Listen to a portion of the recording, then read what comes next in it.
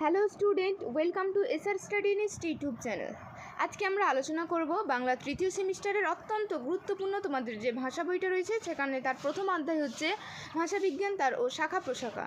তো তোমাদের সাহিত্যটা already complete হয়ে গেছে। যদি তোমরা সেই ক্লাসগুলি দেখে না থাকো, অবশ্যই করে সেই ক্লাসগুলি আগে দেখে আসো। তারপর আমরা দুটো বা তিনটে ভাগে ভাগ করে পড়াচ্ছি। তো এর প্রথম যে আমরা পড়িয়েছি সেইটা আগে অবশ্যই পড়বে, তারপর এটা বুঝতে পারবে না, হলে তোমরা কিন্তু কোনো কিছুই এর বুঝতে পারবে না। চলো আমরা ক্লাসটা শুরু করি। এরপর আমরা এর আগের ক্লাসে দেখেছিলাম, তো সেটা একটু রিভিউ করে নিই। কী ছিল না, এখানে আমরা দেখেছিলাম ফলিত ভাষা বিজ্ঞানের যে ভাগটা রয়েছে, এই ফলিত ভাষা বিজ্ঞানের ভাগের মধ্যে যে সমাজ ভাষা বিজ্ঞান এটা হয়ে গেছে। এরপর আছে কি না মনোভাষা বিজ্ঞান। চলো আজকে আমরা সেই মনোভাষা বিজ্ঞান নিয়ে আলোচনা করব। এবার বলছে কি মনোভাষা বিজ্ঞান। চলো বলছে মনোভাষা বিজ্ঞান কি না, বলছে যে মনোভাষা বিজ্ঞান ভাষা ও মনের সম্পর্ক নিয়ে আলোচনা ও গবেষণা করা হয়, ঠিক আছে, সেটাই হচ্ছে মনোভাষা বিজ্ঞান না। তারপরে বলছে যে মনোভাষা বিজ্ঞানের সবচেয়ে গুরুত্বপূর্ণ ভূমিকা হচ্ছে শিশুর ভাষার ক্ষেত্রে তার কিভাবে কথা বলে, কিভাবে বাক্য তৈরি করে, এটা হয়। এবার মানুষ কিভাবে ভাষা শেখে, চলো এটা একটু ভালো করে জেনে নিই যে মানুষ কিভাবে তা ভাষাকে শিখছে। না, প্রাথমিক অনুমান ছিল মানুষ ভাষিক পরিবেশে থেকে অনুকরণের মাধ্যমে ভাষা আয়ত্ত করে।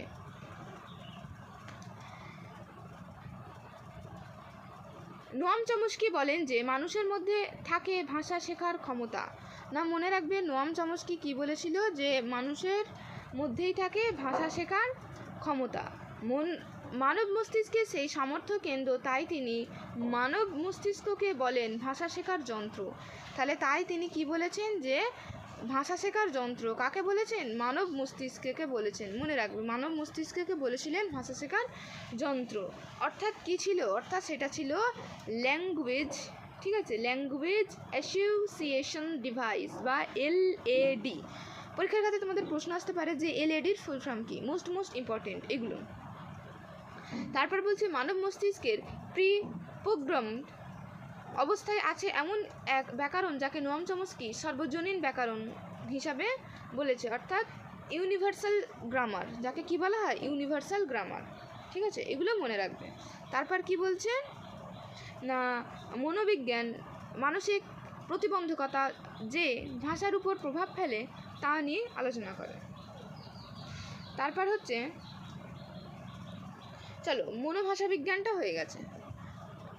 এরপর কি ছিল আমরা আরেকটু দেখে নিই, আমরা পরপর করতে আমাদের সুবিধা হবে না। তারপর আছে কি, তারপর হচ্ছে স্নায়ু ভাষা বিজ্ঞান। এই যে স্নায়ু ভাষা বিজ্ঞান, চলো এবার স্নায়ু ভাষা বিজ্ঞানটা দেখে নিই। এই যে এখানে রয়েছে স্নায়ু ভাষা বিজ্ঞান। না, এখানে কি বলছে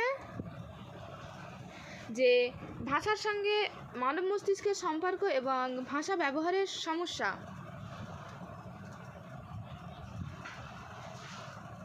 মিস্টেক হয়ে গেল এখানে, আবার বলছি, দেখো যে ভাষার সঙ্গে মানব মস্তিষ্কের সম্পর্ক এবং ভাষা ব্যবহারগত সমস্যা স্নায়ু বিজ্ঞানের আলোচ্য বিষয়, বুঝতে পারলে। তারপর বলছে মস্তিষ্ক কিভাবে স্বাভাবিক পদ্ধতিতে ভাষার প্রয়োগ করে, তাও স্নায়ু ভাষা বিজ্ঞানের আলোচনার কি বিষয়।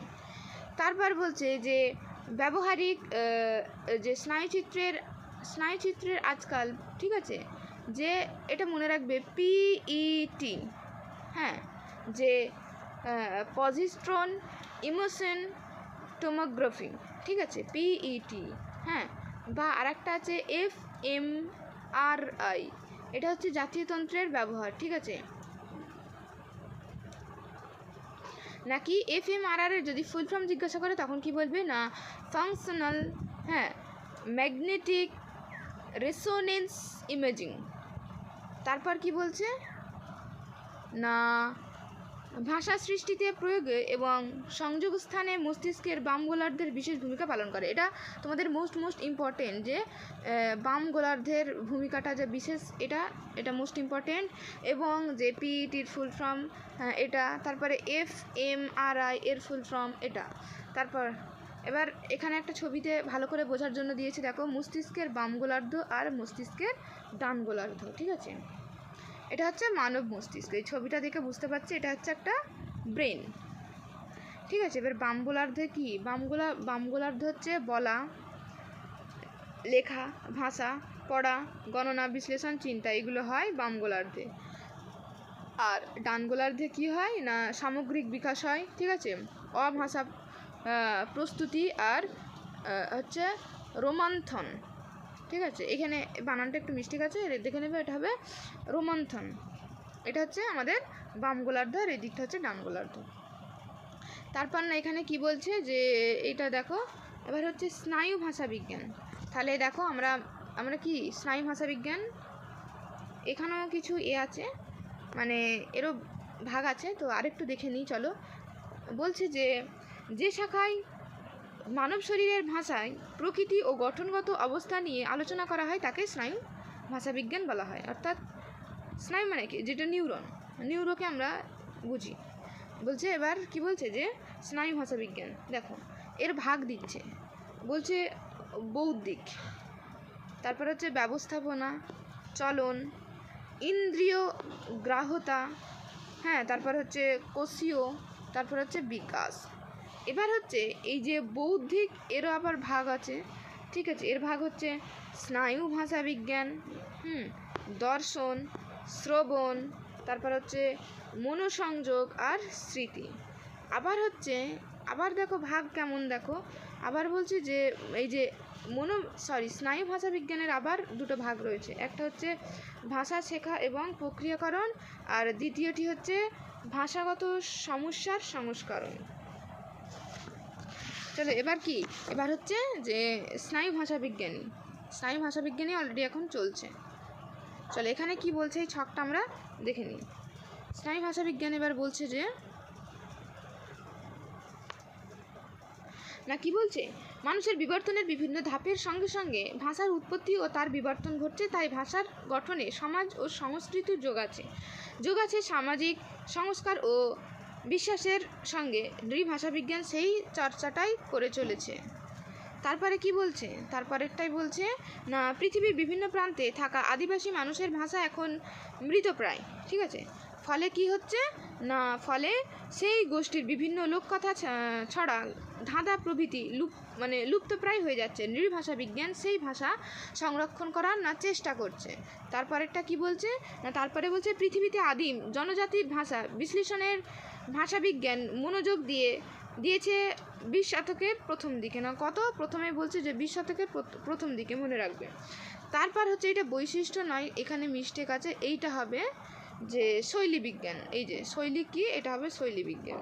চলো এবার তারপরে আমরা শৈলী বিজ্ঞানটা পড়ে নিই। শৈলী বিজ্ঞানে কি বলছে যে আমরা যে কথাবার্তা বলি তা স্পষ্ট, তা পারস্পরিক সংযোগ বা যোগাযোগ রক্ষার্থে, কিন্তু সাহিত্যের ভাষা তা নয়। সাহিত্যে কেবল প্রকাশিত হলে হবে না, তাকে সঞ্চারিত হতে হয় মানুষের মনের এবং লাভ করতে হয় স্থায়িত্ব। এর জন্য নানা কলা কৌশলের আশ্রয় নেয়, ঠিক আছে। এবার ব্যক্তিভেদে এই কলা কৌশলের রূপ আলাদা। লেখকের লেখা বিশিষ্ট হলো শৈলী, ঠিক আছে। তাহলে কি বলছে না, লেখকের লেখার বৈশিষ্ট্য হলো শৈলী। তাহলে শৈলী কি, শৈলী হচ্ছে স্টাইল।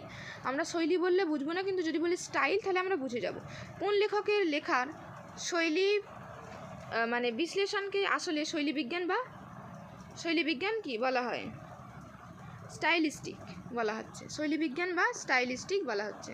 এবার মানে শৈলী চর্চার ইতিহাস কি না, শৈলী চর্চার এখানে বৈশিষ্ট্য দিয়েছে, এখানে বলছি কিছু মিস্টেক আছে, এটা হবে শৈলী চর্চার ইতিহাস। না কি ইতিহাস না, সংস্কৃত আলংকারিকগণ শৈলী শিরোনামের শৈলী আলোচনা করেননি, বিষয়টি তাদের কলমে রীতিবাদ রূপে ব্যাহত হয়েছে। আলংকারিক বামন ঘোষণা করেছিলেন রীতি হলো কাব্যের আত্ম, আর রীতিরাত্ম কাব্যস্য। প্রাচীন ও মধ্যযুগের ইউরোপীয় সাহিত্যে স্টাইল সংক্রান্ত আলোচনা সূত্রপাত হয় গ্রিক দার্শনিক অ্যারিস্টটল বলেছেন, ঠিক আছে না, গ্রিক দার্শনিক অ্যারিস্টটল কি বলেছেন না, invented by the poet himself, মনে রাখবে এটা। তারপর বলছে বুফো সেই কথার প্রতিধ্বনি করেছেন, ঠিক আছে, বুফো সেই কথার কি প্রতিধ্বনি করেছেন না, এখানে বলছেন যে স্টাইল, ঠিক আছে, style is the man himself বলে, ঠিক আছে, মনে রাখবে এই টার্মগুলো দিয়ে দেয়। আমি বলছি তোমরা যদি এই নোটটা ভালো করে পারো তাহলে অবশ্যই প্রত্যেকটা জিনিসই তোমরা কমন পেয়ে যাবে। চলো আমরা পরের পেজে যাই। এবার হচ্ছে শৈলী শ্রেণী বিভাগ আছে, আবার দেখে নাও, সব শর্টে তাড়াতাড়ি দেখে নাও, আমি ঝটাঝট পড়িয়ে চলে যাচ্ছি না। শৈলী শ্রেণী বিভাগ হচ্ছে শৈলী বিজ্ঞানের বিভিন্ন রকম হলেও প্রথাগতভাবে শৈলী দুই প্রকার, ঠিক আছে, প্রথাগতভাবে কী আছে না, শৈলী দুই প্রকার, মনে রাখবে। শৈলী কয় প্রকার না, দুই প্রকার। এক হচ্ছে যে শৈলী হচ্ছে একটা হচ্ছে মূল্যায়ন ভিত্তিক আর একটা হচ্ছে বর্ণনা ভিত্তিক, ঠিক আছে, একটা হচ্ছে মূল্যায়ন, একটা হচ্ছে বর্ণনা ভিত্তিক।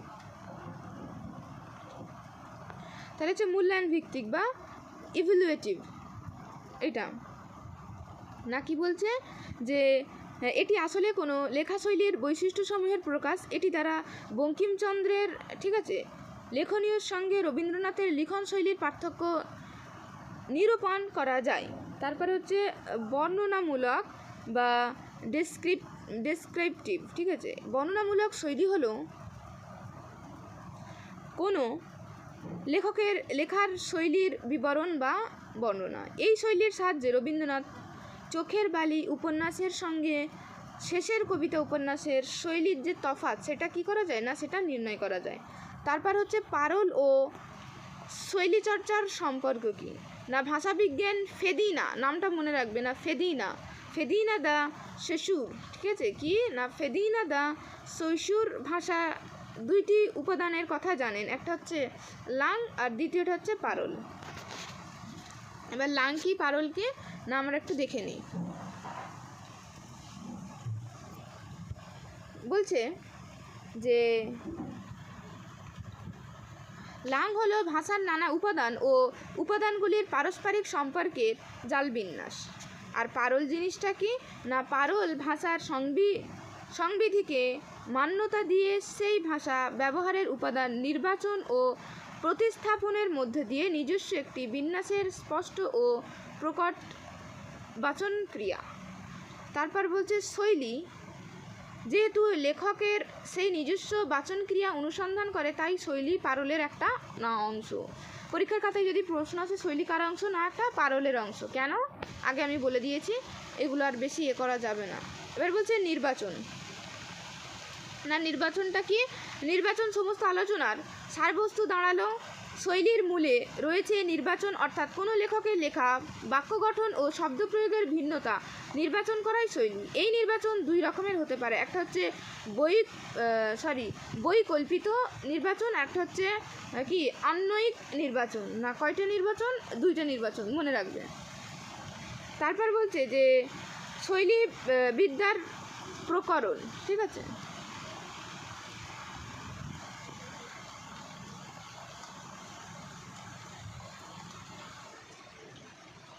না শৈলীবিদ্যার প্রকরণটা কি আছে,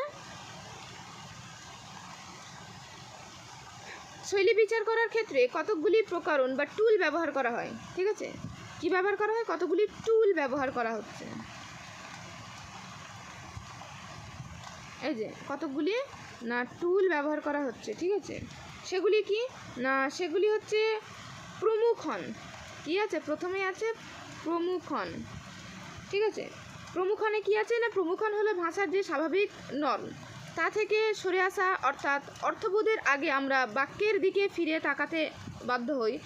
এখানে যেন বাক্যটি নিজেই এগিয়ে এসে বলে যে আমারও কিছু বৈশিষ্ট্য আছে, অতএব আমার দিকে ফিরে তাকাও, যেমন তোমার কাছে আমার চেয়েও পেলাম শুধু লজ্জা। এখানে লজ্জা শব্দটি প্রমুখন হিসাবে কি হয়েছে না, ব্যবহার হয়েছে। তারপরে কি বলছে না, বিচ্যুতি অর্থাৎ বিসারণ।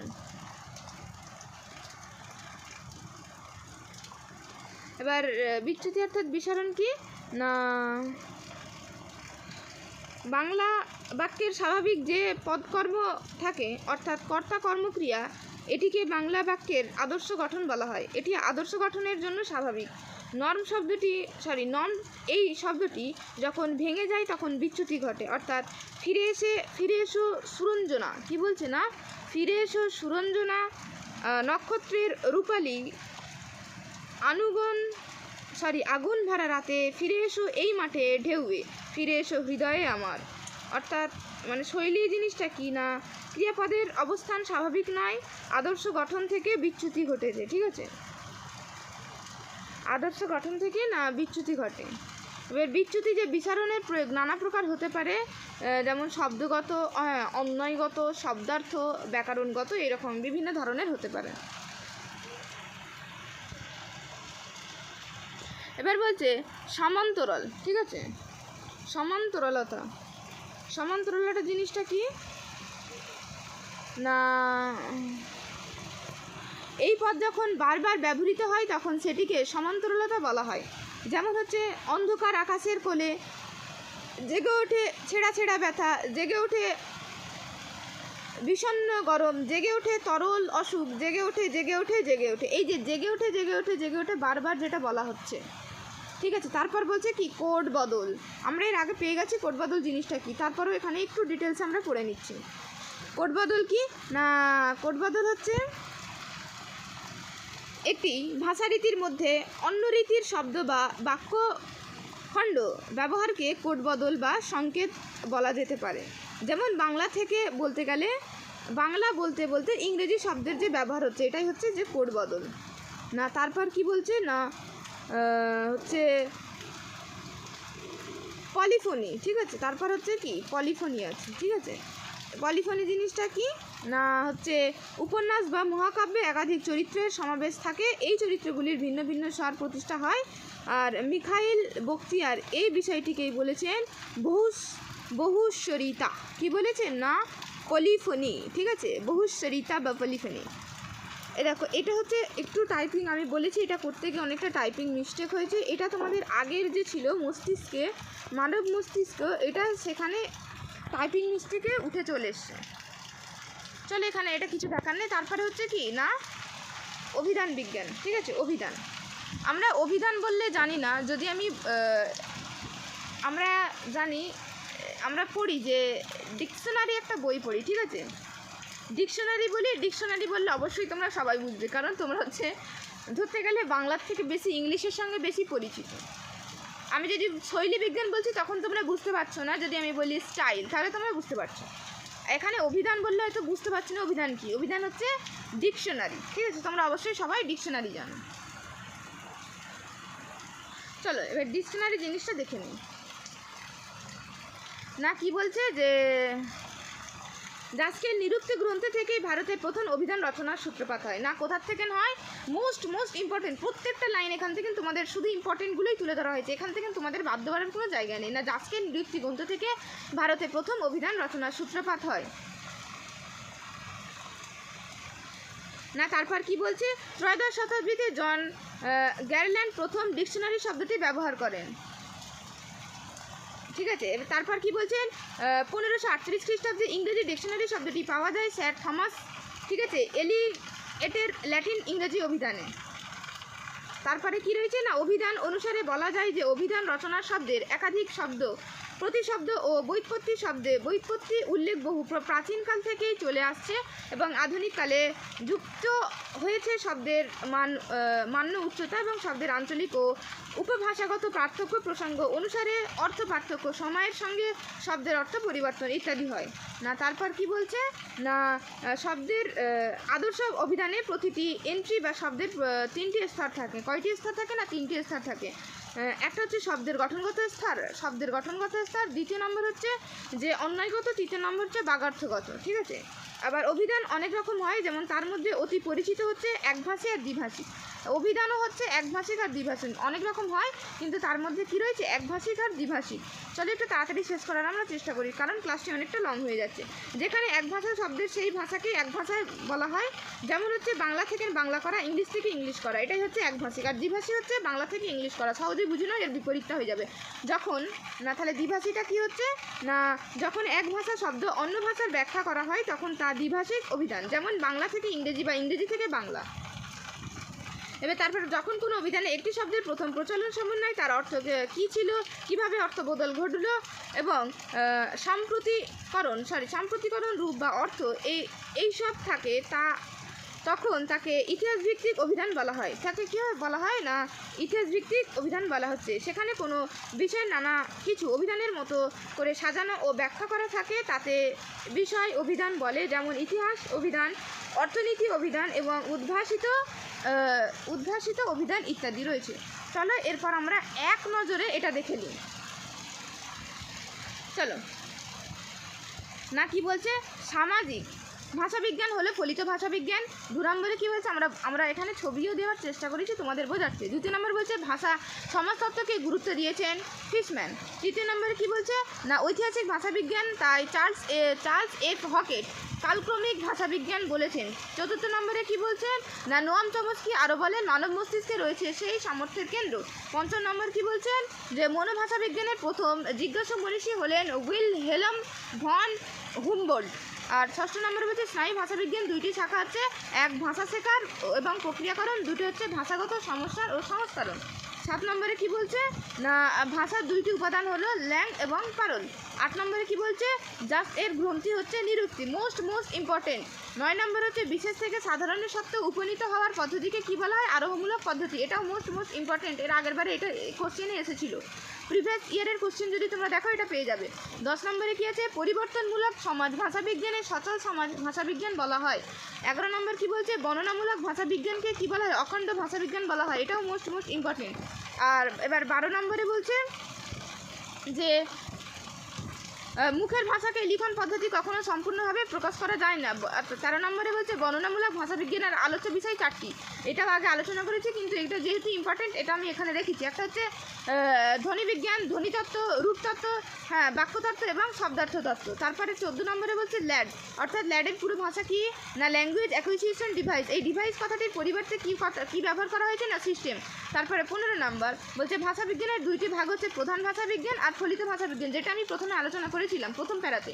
তারপর হচ্ছে 16 নম্বরে বলছে কোনো একটি ভাষার এককালীন গঠন বিশ্লেষণ বা বর্ণনা করাই হলো বর্ণনামূলক ভাষাবিজ্ঞানের কাজ, তা একে সংগঠকমূলক ভাষাবিজ্ঞান বলা হয়। প্রত্যেকটা ভাষার 2টো করে নাম রয়েছে, সেটা দেখে রাখবে। বর্ণনামূলক ভাষাবিজ্ঞানের কাজ নির্দিষ্ট সময়ের ভাষার গঠন, উপাদান ও বিন্যাসের বিশ্লেষণ করা হয়।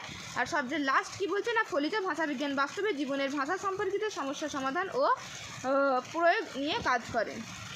তাহলে আজকের ক্লাসটা এই পর্যন্তই।